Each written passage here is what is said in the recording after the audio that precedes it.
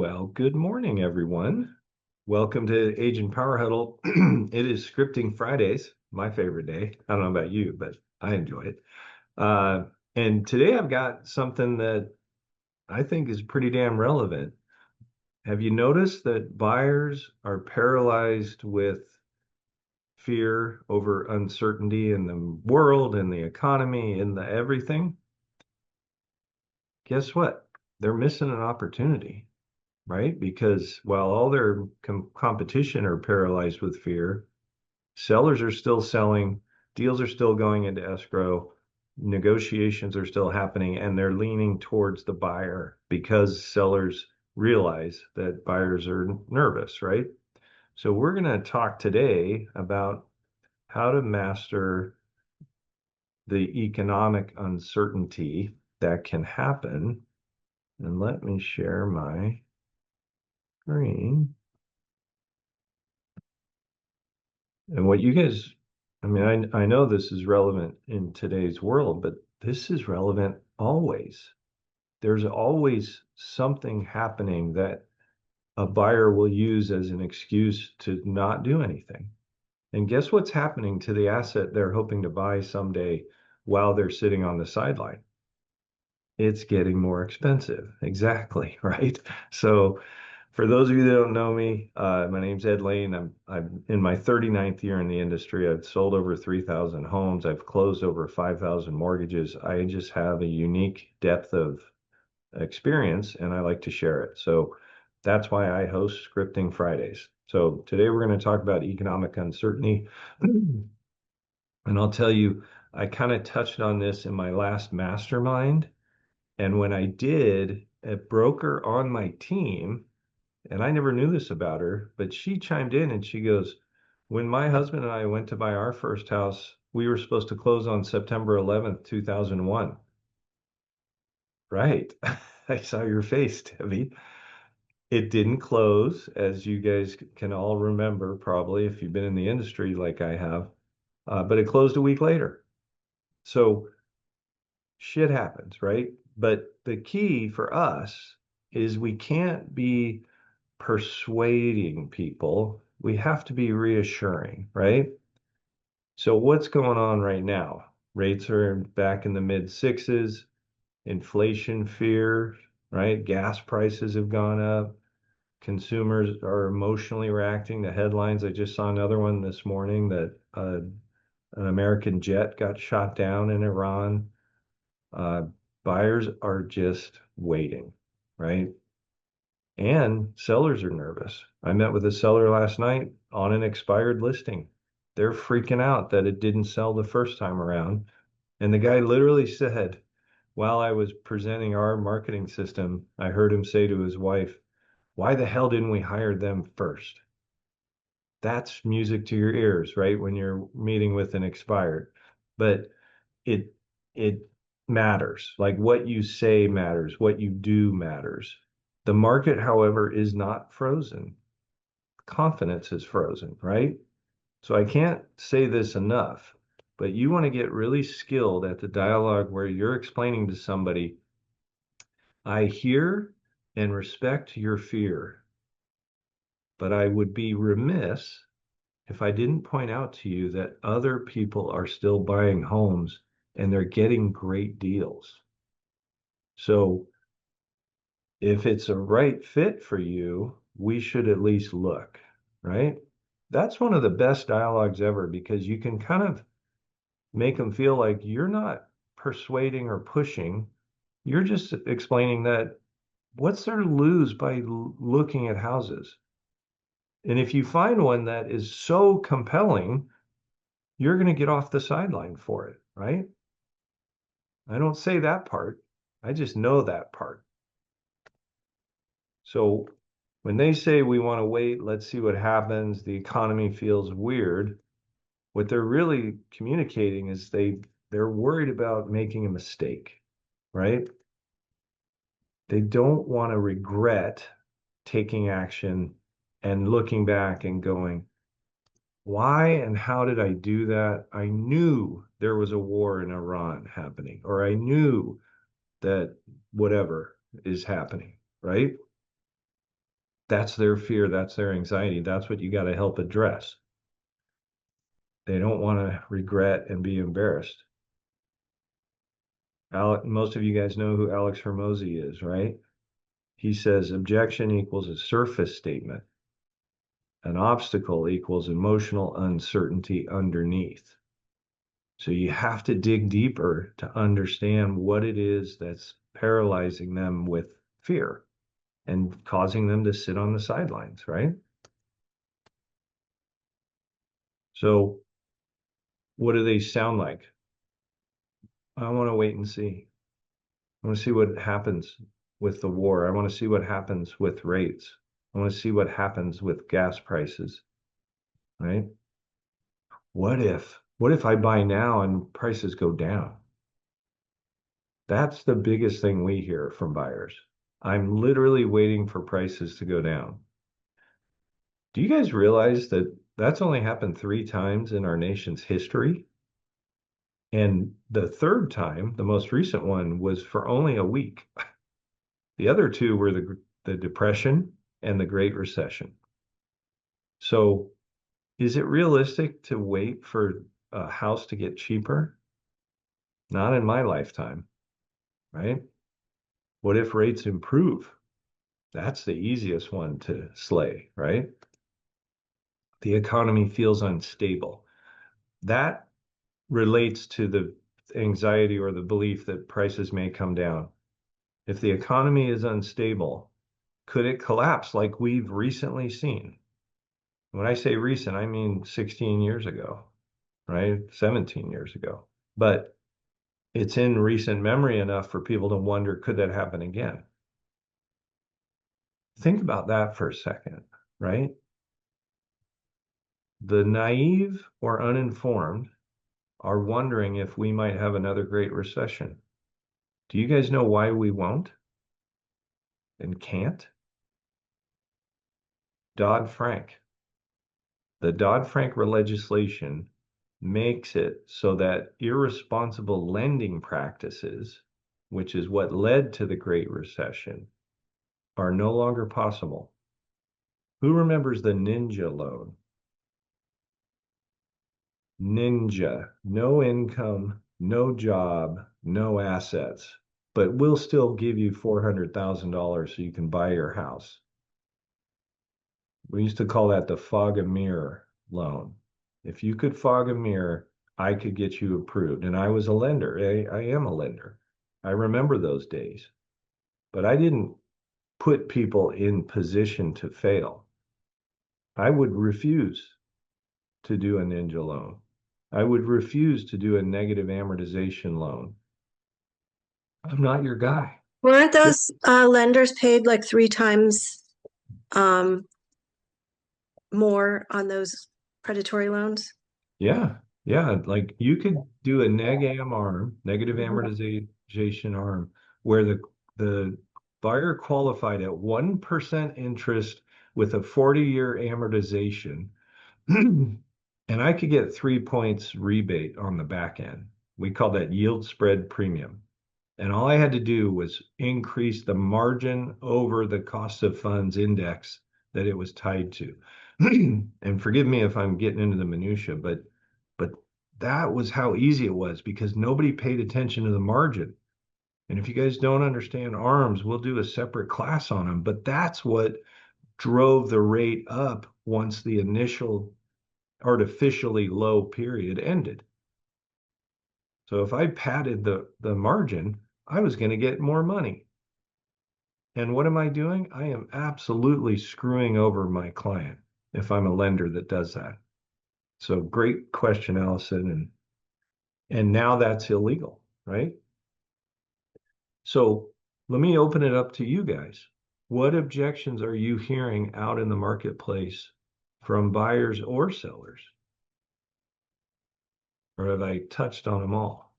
Yeah, I think the I'm waiting for prices to drop is the best, that and interest rates to drop. So I think you gave us a great, like, I want to do a video like they've only dropped 3 times in history. Yeah. So, you could be building equity instead. But and then what if rates improve? Well, if they do, then refinance. That's the, remember the saying, marry the house but date the rate, right? That's why I said number three is a layup because rates are temporary. You don't like your rate, refi. You can even do what's called a streamline refi, which there's no cost, no paperwork, no appraisal, no heavy lifting. You're doing it through your existing lender, and they're just saying, yeah, rates have gone down. Would you like the benefit of that? All you have to do is say yes, right? So they make it easier and easier for people to refi. And that's why buy what you can afford, because if rates go the wrong direction, you don't want to have something that you can only last 6 months with, and then you're screwed, right? But buy something with a rate that you don't really love because rates will adjust over time. Or get a 3-2-1 buy down. Yeah, which by the way, you can get the seller to pay for, right? Mhm. So put that in your notes, everybody. A 2-1 buy down, not a 3-2-1. It's more Okay. expensive, but a 2-1 Okay. buy down costs 2.3% or 2.3 points. So on a $500,000 mortgage, that's about 10 grand, 10.6, right? Could I get a seller to pay that? Hell yeah. How many times have you put a buyer in escrow with a seller credit of 10 grand or more? All the time, right? So especially now, right? Because sellers are anxious about the buyer inactivity. So the framework for this, for addressing this fear, is acknowledge the emotion, clarify the real fear, right? Use Alex Hermosi's technique. The surface complaint isn't the actual obstacle. So you got to ask questions, right? Translate the cost of waiting. I say this so many times to people. Can you guys all envision a flyer or a meme or just an image on your phone that you could go like this and show it to somebody that says, the house you want to buy today for 600,000 at 6.5% interest has a payment of X. But if you wait and rates go down like you want them to, the value is going to go to 700 and you're going to have a bidding war. So what does 750 look like at 4.5 or whatever your fantasy interest rate is? The payment is higher because you just paid 150 grand more. And can you all envision how you can just put those two side by side comparisons and the bottom line numbers are going to show people? Use Claude to create it, and you could do this in 90 seconds, right? Then, once you've educated them on the cost of waiting, you can shift to let's be strategic about this. What is strategic action? Well, that's measured and deliberate. All those fears on the previous slide were what ifs, right? What if it's out of my control? What if I regret it? What if I get embarrassed publicly? What if, what if, what if? I don't deal with what ifs.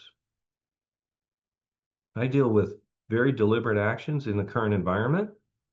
The only what if is we don't know what the next environment is. So wouldn't it be smarter to take action in the environment that we know, the economy that we know, than gamble that the next one's going to be better? Let that sink in, right? Because the one variable that gets affected, if I buy now, I've locked in the price, and the only variable that's going to change is the interest rate. And that's something I can take advantage of if it's a good thing and be glad that I moved earlier if it's a bad thing. That's strategic, right?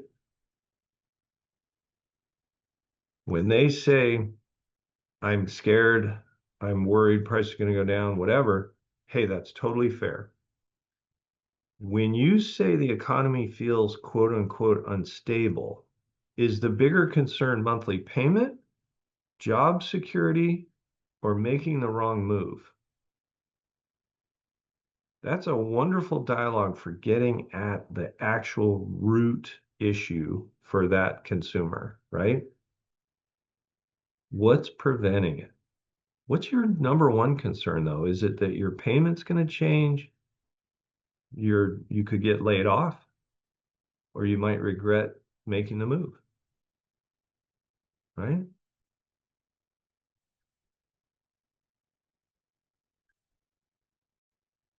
That makes total sense. Most people say they want to wait until things feel, I got to move you guys out of the way, clearer. The challenge is clarity usually arrives after the opportunity is already moved. Help me understand what specifically you would need to happen for you to feel ready. Help me understand. Help me help you, right? This takes them from this vague, innocuous, I'm just scared, to actual measurable criteria. That's how you address the I want to wait and see. How about the what if prices drop scenario? Great question. Let's say prices softened 2 to 3%, but rates dropped and competition doubled. Would saving a little on price still matter if the payment ended up the same or higher? We all know what happens when competition doubles, right? Bidding wars, escalator clauses. Help people understand that that's the impact. And when rates go down, it's going to happen overnight and you're too late, right? You want to help them focus on payment over price, the fact that competition is going to return to the market, and equity over timing perfection.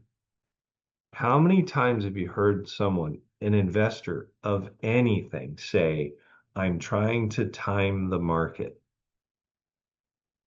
You can't. I've been doing this 40 years. People that time the market, it was 100% luck. How many times have you talked to somebody that said, I bought at the bottom of the market and sold at the top of the market? It's pretty infrequent, right? It's not zero though. And the people that did that was just chance. The timing in their life caused them to sell in 2010, right? Or sorry, sell in 2008, buy in 2010. You can wait a lifetime waiting for a recession like that. And nationally, prices are not going down. There are pockets, there are areas where sellers are having to negotiate. This is one of the biggest things that you have to coach people through is they say, but my Zillow's estimate has gone down. That doesn't mean your value has gone down, right? When you see listings dropping their list price, is that evidence that market values are going down? No, it's evidence the seller priced it too high to begin with, right? Allison, that's like trying to grab a falling knife. Exactly. Timing the market is exactly like that. All right. I'm worried about my job. This is one that you got to respect, right? And I appreciate when somebody is transparent like that. So I say, I appreciate you saying that. That's not really a housing question. That's a peace of mind question. And let's stress test this together. If income shifted temporarily, what monthly number would still feel safe? Because it's not like if they lost their job, their housing payment of whatever size it is will stop, right? If they're renting, they're going to keep renting. If that anxiety is real enough, it'll cause somebody to think about, I'd like to buy something and keep my monthly payment roughly the same. Okay, That's still smart, right? Because now they own an asset that's going up in value instead of paying off someone else's mortgage. They move from emotion to budget certainty and confidence, all because you're guiding them and helping them through that thought process, right? What would also cost them money? Rent, right? Missed equity. You know what the joke? The best time to buy a house isn't right now, it was 5 years ago. But you can't go back in time. And why is that true? Because the asset was cheaper 5 years ago. That's the pig Latin for it's increased in value. Your equity has increased, right? That's an opportunity cost. We also know that when rates go down, the competition is coming back to the forefront. Buyers have been sitting on the sidelines for years, living in a home they can no longer fit in because they have a 2% interest rate or because they're nervous about buying something at 8%. So at whatever point they go back into the fives to stay, the market's going to get flooded with buyers. Inflationary replacement costs, right? Bottom line, things get more expensive over time. It's also emotionally exhausting for people, right? I've had buyers say, I just need a break, especially during the white hot market where they've written 4 or 10 offers and lost. That's when they're just tired of getting their teeth kicked in, right? Family goals delayed. A lot of people want to have babies, but only after they have a place to raise them. Or they want to get married, but only after they have a place to carry the bride across the threshold, right? Life and housing are tied indefinitely, and people set goals, right? My own son just got engaged. Well, like 6 months ago. He's getting married later this year. We, in the last 2 weeks, have finally started talking about buying a house. And he's known what I do for a living his whole life, right? But now he's got to make plans because someone else's life is affected by those plans. And I respect that, right? And by the way, he's going to get a smoking deal from me. The risk isn't only buying. Sometimes the bigger risk is staying exposed to the same problem for another 12 months. I was on a Zoom meeting yesterday with a lender that specializes in helping people buy now and sell later, right? We can talk about that maybe next week. But you can use bridge loans and there's a number of different techniques to do that, right? And he had these two images. One was of a guy pulling his hair out in his living room with Legos and toys all over the floor and kids playing.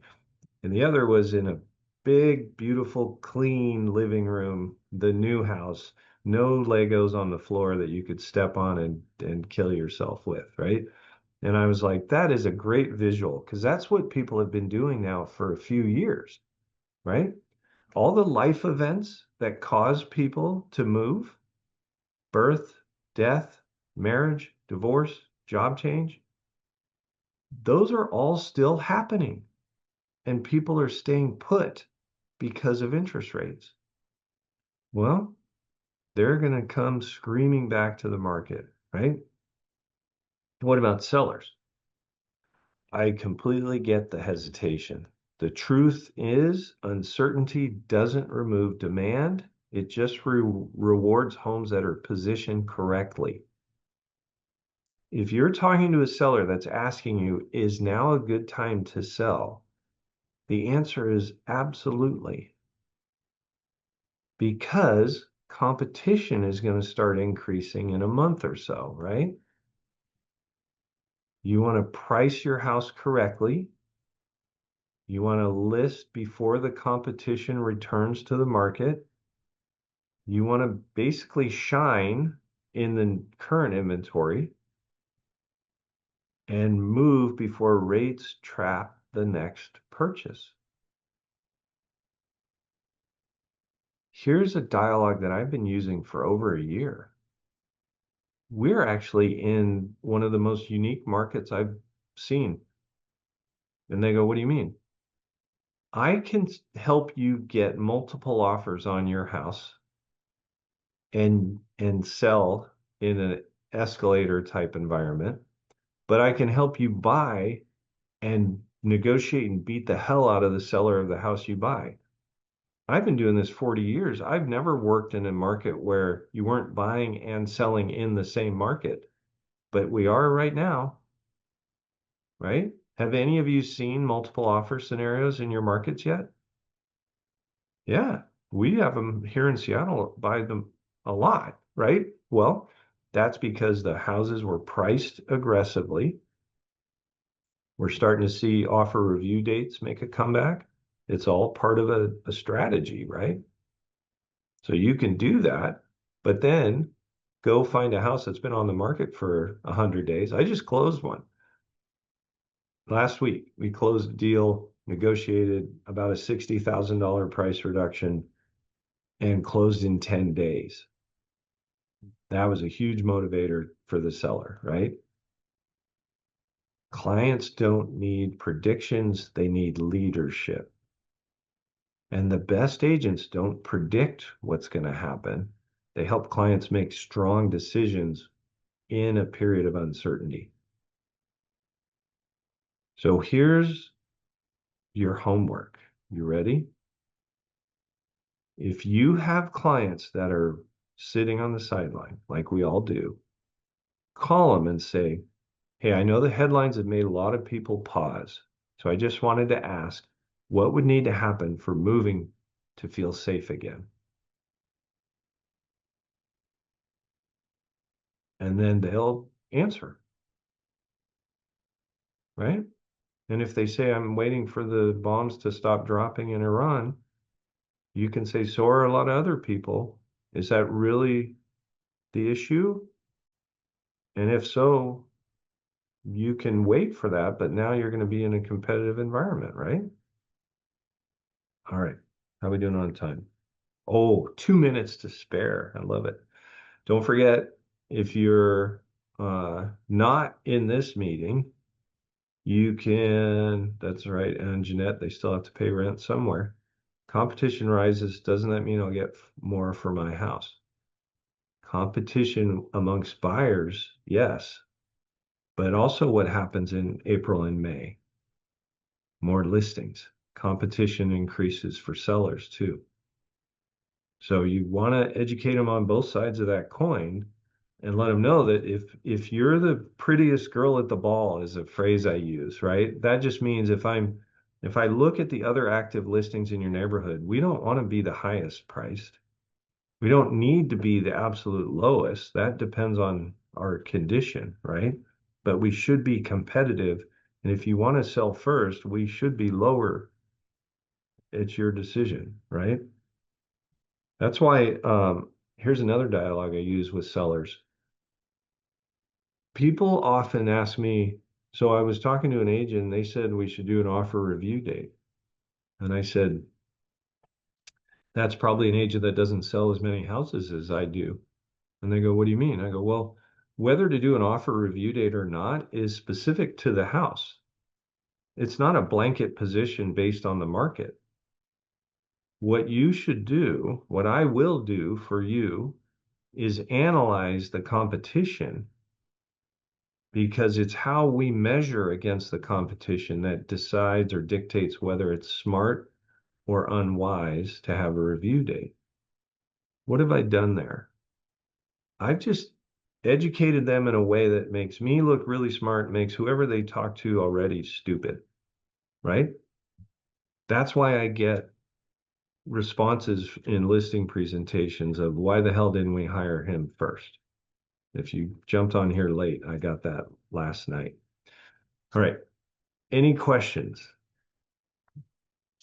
Any scripting that you're needing in this day and age? I don't want to leave money on the table. Neither do I, right? Like, that's an easy one for us, Debbie, because we have the same goal, right? if you don't want to leave money on the table, tell me more. That's what I would answer that with. Well, I don't want to sell it at a discount. Okay. You know, if you don't sell it for 10 years, you're going to sell it for a lot more 10 years from now. Why not stay? Well, because my job is this or my family is that. There's a why in there, and I'll just bring them back to their why. In the end, we're not leaving a nickel on the table. We're going to negotiate fiercely. You've got a certified expert negotiator on your side, and the chances are the buyer won't have it on their side. Let's go, right? It's a good one though. We all hear that, right? And it's such a kind of an uninformed question. My first response is to say, well, where's the money that's on the table? I don't see it. That's a I smart aleck response. like that. I like that. We don't have any offers. So where's the money that you think is on the table that you're leaving behind? Yeah, that's a good topic though. We can maybe do that. What would you guys like me to cover next week? I You mentioned something earlier and I didn't write it down. It was I might have to listen to the recording or read the transcript. I said it a couple times. Does anyone remember? I need my remote to rewind. Right, exactly. I will look at the recording and we'll cover I know the second one was better than the first one. Um or at least more relevant. So I'll figure out what it was and then we'll cover that. All right. Well, don't forget whatwouldEdSay.com is a custom GPT. If you have a chat GPT account, even the free one, you can use it and try it out. Let me know how it works. I know Allison's used it a few times and has had great success with it. And with that, Carlene, I'm sorry, but you joined at the end. You missed a good one. She's not near her phone, apparently. This All gave right. me a lot of good ideas on maybe a drip campaign to buyers to get them re-engaged and to sellers. And like each of your slides could be a different, of the different objections could be a different email or a text or so I've got a few ideas brewing in my head. I just remembered the topic. It was 8 ways to buy first, Oh yeah, buy sell first, later. sell later. Yeah, Yeah. that was it. All right. We'll definitely cover that next week. Yeah, and the video ideas, do one on how prices aren't going to go down. The item you want to buy is only going to be more expensive if you wait. Do one on how rates are temporary, you can refi. You know, and in that second one, talk about, do you guys know what the average mortgage rate is over the last 50 years? 7.2. So 6.47 is not a bad rate. It's just higher than it was 30 days ago or 45 days ago, right? I think buyers are still stuck in the 2021 rates and 2022 rates. I think so. It's getting smaller in the distant past, right? So as time goes by, fewer and fewer people are citing 3% interest rates. But you're not wrong. They're still in their somewhat recent memory, and it is affecting us that there are lots of homeowners that have 3%. Well, search for assumable loans. I was just going to say, can you do another one maybe the week after on assumable loans? Because that's a Yeah, strategy as well. I will do that. Well, thank And you. how that happens with FHA, VA, and conventional. Because VA, there's Oh, definitely. that would have a lot of value. Yeah. Yeah, I have a girlfriend that wants to do an assumable on a VA loan, and her loan is 2.25. So she wants to offer that for a buyer if they're yeah, a VA. So I know VA has different requirements because of the qualification. So how does that work? And if you can explain yeah. how does the vet lose their benefit of that loan if they're assuming another one because the initial one was through their benefit? I'll answer that right now, just so you have that info in your head, but we'll do a deep dive on it. Would you rather I do that one before the buy now, sell later? I think they're Or, both equally relevant. all right, I'll do buy now, sell later next week, and I'll do the VA or assumptions the following week. But the answer to your question is, if I'm a veteran and I have my certificate of eligibility tied to my house, I have to find a buyer who's also a veteran in order to keep my COE and take it with me to my next house. It doesn't mean I can't sell it to you, Debbie. I'm just pretending you're not a veteran. I don't know if you are or you aren't, but I can sell it to a non-veteran. But if I do, then my COE stays at my house. So I'm now having to buy without the benefit of that. But here's why it's not that big a deal. If I've generated any equity in my house, I don't mind letting you assume my mortgage because I now have the ability to put a down payment down. I don't need 100% financing on my next house. It's not always the case, right? But that's one of the dynamics that comes into play. Yeah, my friend she bought the house for like 407 and I think it's valued around 875 now. So she has great equity in it. She bought it in Yeah. 2016, I believe. So she's got great equity in it that she can transfer and almost purchase cash where she wants to move from California to Tennessee. So, or with a minimal loan. So if she wasn't able to get an assumable in Tennessee, she could at least get a lower loan amount. Yeah. No, and that equity, she's also benefiting from the one-time credit exemption for capital gains. Mm. Because as a single person, it's $500,000. Oh, she's married. So then actually, I think it's 250 per. So it's Yeah. $500,000 for a Yeah. married couple, which they're all in the Congress. They're talking about increasing that because that number is no longer impactful, for people that like here in Seattle, I know people that paid 400 for their house and it's now worth 2.4 million. Wow. And they're just going to get the shaft when they sell. So anyway, great to see you all. Thanks for joining. Carlene, I saw your note. I hope you liked the recording. You got to let me know if it sucked, okay? And everyone else, have a great day. If you'd like more information or to get connected to the Agent Power Huddle, join our free Facebook group. This call was designed for the agents in our EXP organization, but open to any agent from any brokerage. If you're a guest and you're interested in learning more about EXP or our specific resources within the Agent Collective, reach out to the person who invited you to this call to get more info. Produced by the Agent Collective Media Network.